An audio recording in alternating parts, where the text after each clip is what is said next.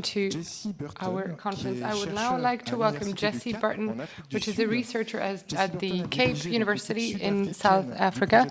She was at the head of the Coal Transition project, and her presentation will be in English. So I suggest that all of the people who would like to have interpreting to turn on their headsets. There are headsets toward the entrance of the room. Do not hesitate if you would like to have interpreting. To talk about perspectives on South Africa's coal transition, and the floor is now yours. Thank you. Good morning, everybody. Sorry I don't speak French very well, but I hope you'll enjoy the presentation nonetheless. My name is Jessie BURTON. I work in a group called the Energy Systems Research Group at the University of Cape Town. My team is mostly actually energy modelers, but there are a few of us who work more on the intersection of the modeling and the policy. And my particular area of research over the last almost 10 years now has been how to manage the phase out of coal in a place like South Africa, which is heavily dependent on coal. So what are the challenges and opportunities that we face in our just transition in South Africa? That just gives you a sense of the kind of work we do. South Africa is a very energy, carbon, and capital-intensive economy. We have a very average human development index. When it's not inequality adjusted, it's perfectly average for the world. But we have the most unequal society in the world. We are the most unequal country. This manifests in very high levels of poverty and very high levels of joblessness. And when I say very high, I mean we have a 40% unemployment rate. If you are a young woman in South Africa, the unemployment rate is 70%. Many people will never work, have never worked in their lives.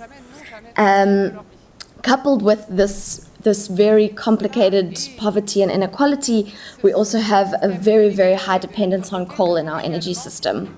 So not only do we produce 85% or 90% of our electricity from coal, but we also produce liquid fuels, petrol and diesel from coal.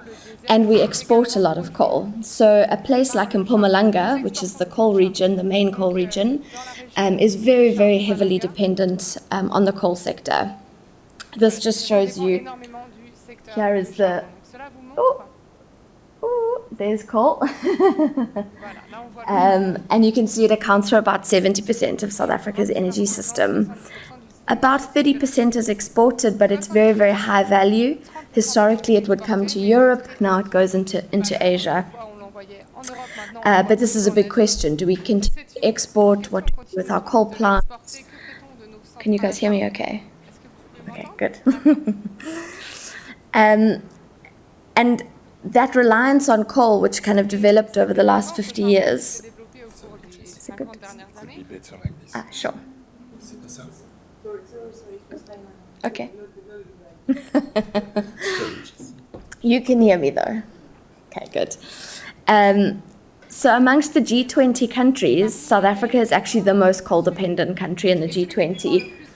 I won't use this, but you can see there's South Africa. We are worse than all the non-OECD G20 countries. We are more dependent on coal than India and China, and obviously far more coal-dependent than some of the European countries, who, although they have a very big reliance on coal in the power sector, is starting to transition. At the same time, South Africa has amazing renewable energy resources. I should have actually put a map of Europe there next to it, because I think if you look at France and Germany, it's mostly blue. There's very little red. There's a bit of red in Spain and Portugal. But we have absolutely exceptional solar resources and absolutely exceptional wind resources, to the extent that, in fact, and we are very lucky, we actually have evening peak wind. So the wind blows at night when our highest demand is. But there are big issues with having deployed enough renewable energy in the last few years, which I'll get to. This heavy reliance on coal means that our power sector is the major greenhouse gas emitter for the country. So energy is 80% of CO2 emissions, but electricity production is 45% of the country's emissions. And that's almost entirely from our coal plants. We have about 40 gigawatts installed capacity. Synthetic fuels, that's coal to liquids, that's also coal-based. Our second biggest emitter is a company called Sasol. And there's a big question there around how to transition this sector that uses coal as an input, but then produces liquid fuels, chemicals, aviation fuel, a whole variety of products. And so there's a lot of attention now in South Africa on the potential for green hydrogen to decarbonize that part of it. But I'm going to focus on electricity production and the challenges we face there, because renewable energy is commercially available, it's cost effective, in fact it's the cheapest option in South Africa now, and yet we are not progressing very quickly for a variety of reasons. Where do we need to go? So NDC is a nationally determined contribution. For those who don't know the climate jargon, I apologize. It's the commitment that the country makes under the UNFCCC, the Global Agreements on Climate Change. And so our NDC range for 2030 is met very, very much. 90% of the emissions reductions that happen through building new wind and solar and some batteries, and through reducing our output from the coal fleet. So on the left-hand side, it's like a crazy hand. That just shows you for different levels of our NDC range, of our kind of emissions target for 2030, how much new generation capacity the country needs. Yellow is solar, blue is wind, orange is OCGT gas for flexibility. We have no flexible gas in our system, it's just coal really, and batteries is green. And depending how effectively we deploy energy efficiency and demand-side management will also impact how much new generation capacity we need. But in general, South Africa needs to build between 50 and 60 gigawatts of new wind and solar by 2030. Today, we have 10 gigawatts online. 6 gigawatts is utility scale, and about 4 or 5 gigawatts of rooftop, which households and businesses have been putting in place because of issues with supply. So we need to build the installed capacity of the country today, every year, until 2030, and in fact beyond. In parallel, today we produce about 200 terawatt hours from coal in the country, and we need to bring that down to about 100 terawatt hours by 2030. So we need to halve the output of our coal fleet. And we do that through closing some of our older plants. But we are having a big discussion in the country now because we have sometimes 12 hours per day of no electricity. We're having a big discussion about actually keeping the coal plants running for longer. But we need to both retire old coal plants and reduce the output of our fleet by half. This will have huge impact upstream, especially on coal mining. And this matters a lot, and I'll get to this, because of this heavy reliance in a place like Mpumalanga. For 2050, looking into the future, we need to focus a lot, obviously, on the power sector. You know, we go from 2030, we're basically looking at phasing out coal almost entirely in the power sector by 2040, replacing that with wind and solar and a little bit of natural gas, some regional imports, and a little bit of hydro and pumped storage. South Africa does not have great hydro resources, a little bit of pumped hydro. And you can see that you install quite a lot of gas capacity, but we run it very little. And we keep some coal capacity on for when we have very bad winter Dunkelflaute. We have Dunkelflaute like in Germany. But essentially, we decarbonize our power sector by around 2040. And we also have a huge amount of effort to make in transport and industry. In transport, at the moment, most people use private passenger cars or public minibus taxis. And so electrifying transport, increasing rail. But in fact, South Africa has lost 90% of their rail passenger kilometers in the last 10 years. So we've been going backwards on transport. And with challenges with electricity supply, it's very hard to encourage uptake of electrification of vehicles. So the big question for us is not so much these technical issues, but how do you couple this with an economic transition that also delivers more jobs, less inequality, and less poverty? What we need to invest to 2050 is about $224 billion US. To 2030, just to 2030 is about $50 billion US, and that would get us only to the top of our climate commitments. To get to the ambitious part of our climate commitments costs more. And what we see is when you have to go faster in a country like South Africa, when you have to strand assets, strand coal plants, deploy capital very, very quickly, you start to get impacts on GDP. And this is a very difficult conversation to have in the context of 40% unemployment or 70% unemployment and very high levels of poverty. So there's a lot of attention on, can we have green hydrogen? Can we use green hydrogen-derived products for export? Can we localize renewable energy and battery value chains alongside other kinds of investments in industrial policy? I've mentioned that we have electricity supply problems. This is load shedding. I don't know what we would call that in French, but it's the time when you don't have electricity available. And last year we shed 17 terawatt hours. So more than almost 10% of the electricity produced in the year we did not produce because we have very, very old coal plants and they haven't been well maintained and they have not been running well. This year we've reduced that down significantly to about 2 terawatt hours. And that's primarily because of households and businesses putting rooftop solar on. So it's created space for Eskom, our utility, to do increased maintenance. But this, you see, is the most popular app in South Africa. It's called Eskom Se Push. It tells you all the hours when you won't have electricity in the day. So this is an example from April. At the moment, we don't have any load shedding, but in April, this was for my house in Hout Bay in Cape Town. This was all the times when there would not be electricity if I didn't have solar on my roof. So the economy has had a huge knock-on impact from this. And so talking about closing coal is a very, very difficult political conversation when there is no electricity. We are, however, very fortunate that in the last 18 months, there has been a deregulation of the power system, and the private sector has been allowed. Up until now, they were blocked from investing in new capacity, but they are now allowed to develop projects, sign bilateral power purchase agreements, and sell to municipalities, maybe. And so there's a huge amount of capacity being developed by the private sector. And this very large pipeline of projects could actually meet the most ambitious part of our NDC, our 1.5-degree aligned pathway for 2030, if we built almost all of it. So there's 66 gigawatts in the pipeline, 64 of that is wind and solar and batteries. But it's not guaranteed that this will come online. These are projects being developed by the private sector. There's no public auction system. There used to be a public auction in place. That's not really existing anymore. And so how to make sure we actually get this capacity built is one of our big challenges. The second big challenge is that we haven't been building enough grid in South Africa. I think this is a problem facing many countries, but there is no grid left in the areas where we have the best renewable energy resources. So in the Northern Cape, the Hydro Cluster, the Western Cape and the Eastern Cape, where we have excellent solar and excellent wind, all those numbers are now zero. They're gone, they're filled.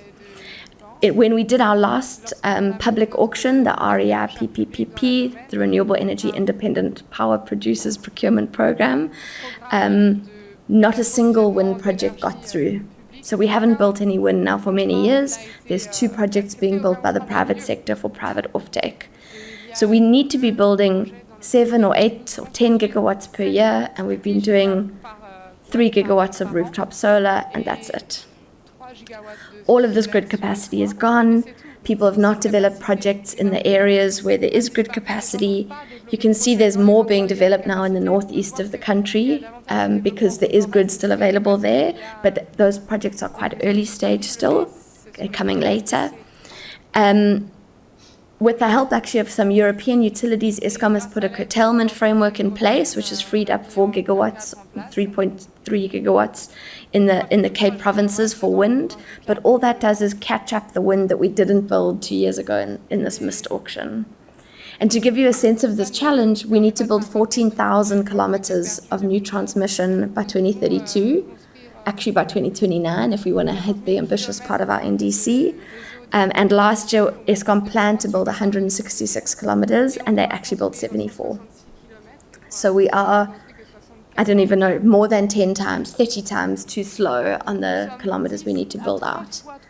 So we're in a real bind. In this context, the discussion has been, we can't close coal, which is, of course, very good for the coal industry who don't want to close coal anyway.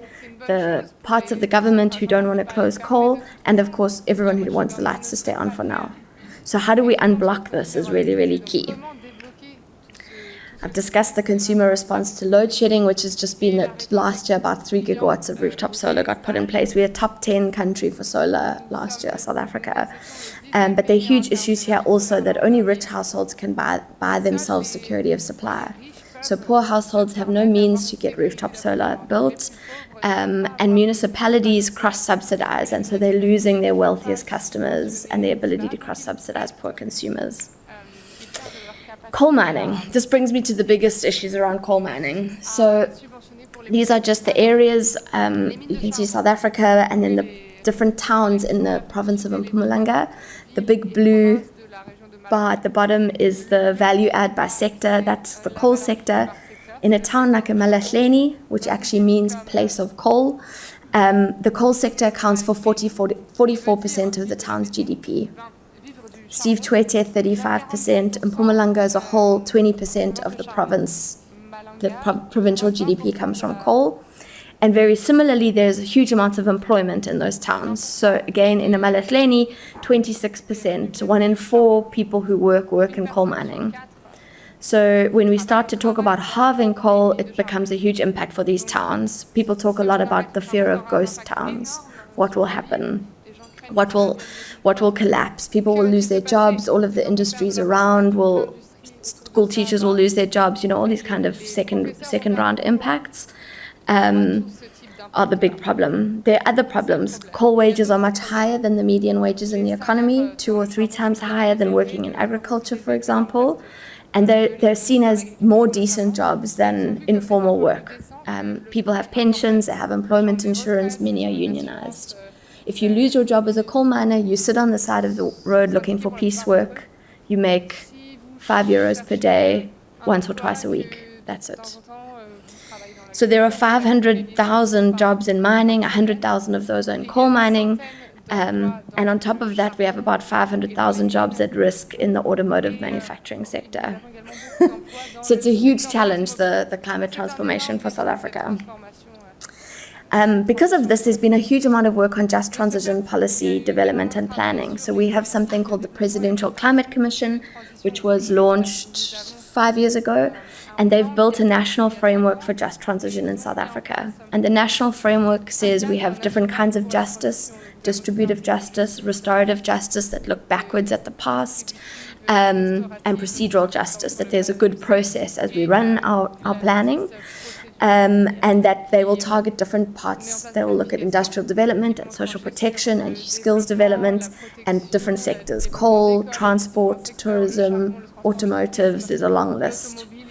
On the back of that, we signed something called the Just Energy Transition Plan, the JETP, in 2022 with France, Germany, the UK, the US, and the EU, which is a political partnership to help support South Africa to manage this transition. We produced a South Africa's JET investment plan, and then a JET investment plan, implementation plan, which I'll get to in a minute. So there's now a huge amount of work on trying to understand how to manage these challenges. This is the PCC. It has a secretariat. It has 25 commissioners from business, from industry, civil society, youth, government. I'm missing someone, I think, the unions. And they run stakeholder processes on mitigation, adaptation, and finance.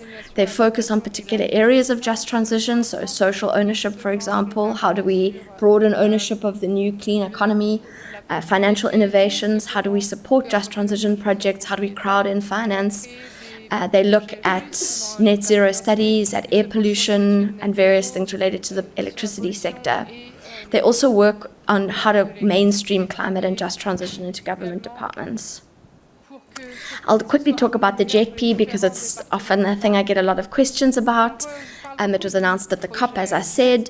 The critical finding when we did the investment plan, though, is that the needs for the transition are so much greater than initially thought. So when the JETP was agreed, it was thought that there would be a transfer of 8.5 billion from donor countries in support of South Africa's NDC.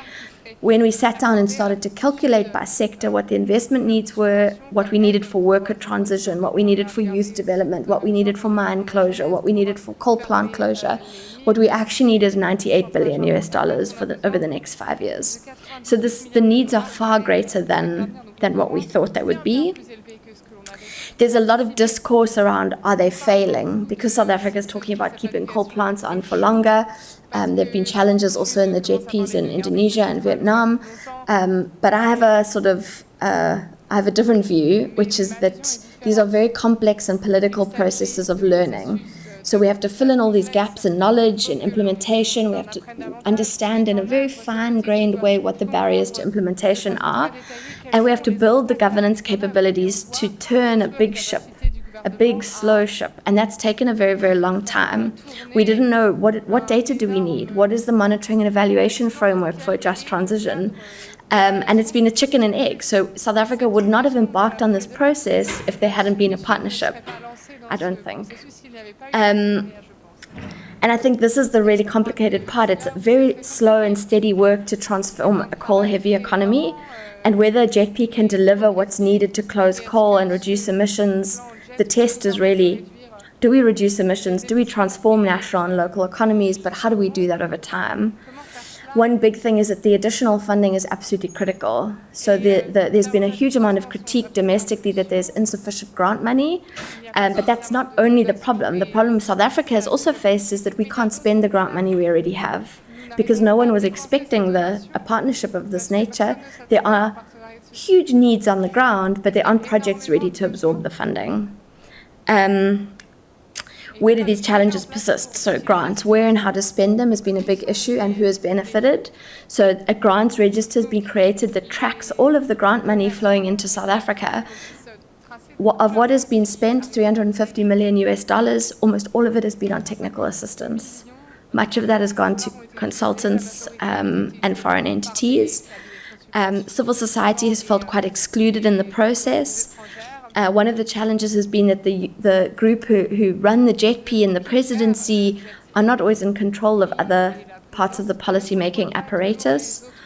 We've seen that it's very difficult for private finance to finance the just transition. So how do they do something innovative? How do they change ownership or include training or bring in youth or just try something new? They don't know how to do that. There's not enough grant funding. Even though we're struggling to spend it, it's not always set up for the right things. So we know that we have a huge amount of need for the workforce transition over the next 5 years. Coal miners who will lose their jobs, for example, and the amount of grant funding that you need for that can't be met through international flows as they currently stand. There's a lot of work that needs to go into public sector mainstreaming, and there's not been so much attention because we're in the School of Mines on mining. Even though that's where the greatest job impacts will happen, where most of the jobs reside, we know that there'll be 17 or 18 mines closing in the coming years just from reaching end of life, and there's very little attention on how to manage that process in an integrated way. I'll stop there because I've gone over. Thank you.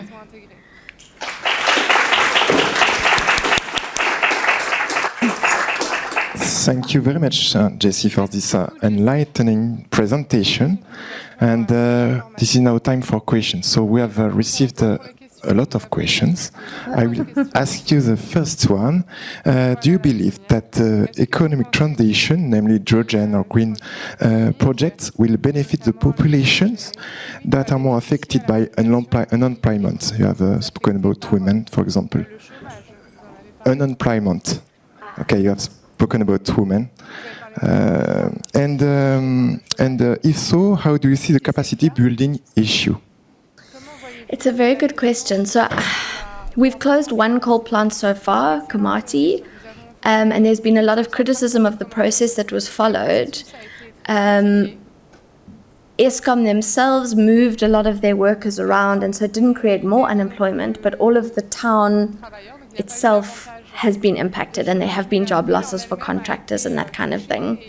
One of the challenges is that for a long time, people talk about just energy transition only, and so they assume that you'll have coal workers becoming renewable energy workers.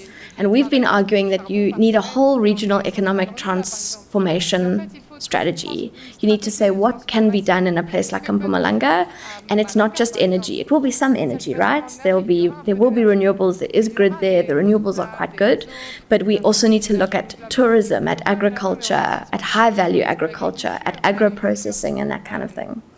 At the moment, there's a very early sets of processes to build community bottom-up projects, and I think that will have an opportunity to bring people in and address unemployment. But there's also a big discussion amongst civil society, especially, not amongst government, that what we need is a basic income grant. We need a much better social protection scheme to be put in place as part of a package, both for the workers who will lose their jobs, but for the people who are not going to get into the new economy. On capacity building, there's a lot of attention on capacity building, but I think it's very fragmented. One of the challenges is just that the basic school system doesn't work very well. So a lot of people can't read. And so you have these little projects to try and invest in skills development or training, but you actually need a whole fundamental reworking from the bottom up of the education system. Okay, thank you. And we have another one. Do you have critical mineral resources for solar panels in South Africa? We have a lot of critical minerals, so especially platinum group, a little bit of copper, a lot of chrome, almost all of the world's chrome, and a lot of manganese and iron ore. So this is an area of interest for the government. One of the challenges is that mining has not been especially well regulated, so there's been a lot of conflict with local communities. So thinking about how to make that work better is obviously very critical. There needs to be good recycling and minerals beneficiation. South Africa for a long time would beneficiate the minerals before they exported them. But as we've had more and more supply security challenges, we now export more and more raw materials with no value add. So bringing that back in and restarting that, I think, is possible as we have much more when we have more electricity available. But that's also why green hydrogen is seen as a big area of interest, because it would use potentially our platinum resources, and it would use our kind of capacity in Sasol, the Fischer-Tropsch process. They've been working a lot on hydrogen to liquid fuels. Okay. So we have received a lot of questions. Perhaps a last one, very different one. Is energy a key topic in the current election campaign? Is energy... I think load shedding, so the lack of supply, has been a big issue. I think South Africans are very angry. They're very angry that they sit in the dark many hours per day, and so that has been a big part of the discussion. But the parties themselves have not got very well developed policies on energy, I would say, in general, other than the ruling party, the ANC, who've got obviously a much richer policy development expertise. Some of them are very contradictory. So in the same manifesto, it will say, we don't think there should be private sector involvement. And then it will say, we think the private sector must build renewables. So it can be a bit incoherent.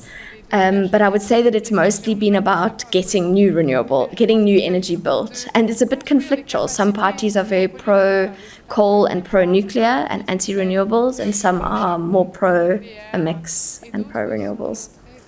Thank you. Thank you again, Jessie. Thank you.